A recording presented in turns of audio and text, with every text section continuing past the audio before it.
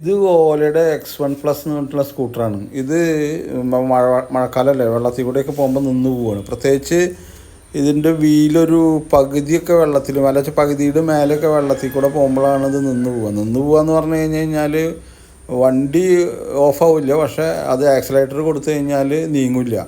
പ്രത്യേകിച്ച് അതിൻ്റെ കാരണം എന്ന് വെച്ചാൽ ഇതിൻ്റെ വീലിൻ്റെ ഉള്ളിലാണ് ഇതിൻ്റെ മോട്ടർ ഇരിക്കുന്നത്. അതാണ് ഇതിൻ്റെ ഒരു റീസൺ. അപ്പോൾ ഇത് എങ്ങനെയാണ് നമുക്ക് റീബൂട്ട് ചെയ്താൽ ശരിയാവും. അപ്പോൾ ഇതെങ്ങനെയാണ് റീബൂട്ട് ചെയ്യുക എന്നുള്ളത് കാണിച്ചു തരാം നിങ്ങൾക്ക്. ഇപ്പോൾ ഇതിൻ്റെ രണ്ട് ബട്ടൺ, ഒന്ന് നമ്മൾ സ്റ്റാർട്ട് ചെയ്യണ ബട്ടണും ഒന്ന് റിവേഴ്സ് ചെയ്തിട്ടുള്ള ഈ ബട്ടണും, അതായത് ഈ രണ്ട് ബട്ടണും കൂടിയിട്ട് ഒന്ന് ഒരുമിച്ചിട്ട് ഒരു 2-3 സെക്കൻഡ് അമർത്തി പിടിച്ച് കഴിഞ്ഞാൽ വണ്ടി അങ്ങോട്ട് തന്നെ ഓഫാവും. നോക്കിക്കോ, അപ്പോൾ അത് ഓഫായി. ഇനി ഒരു 2-3 സെക്കൻഡ് കഴിഞ്ഞ് കഴിഞ്ഞാൽ അത് ഓല എന്ന് എഴുതി കാണിക്കാൻ തുടങ്ങും. ഇപ്പോൾ നമുക്ക് നോക്കാം, ഒരു 2-3 സെക്കൻഡ് പിടിക്കായിരിക്കും. ഓല എന്ന് എഴുതി കാണിക്കാൻ തുടങ്ങി.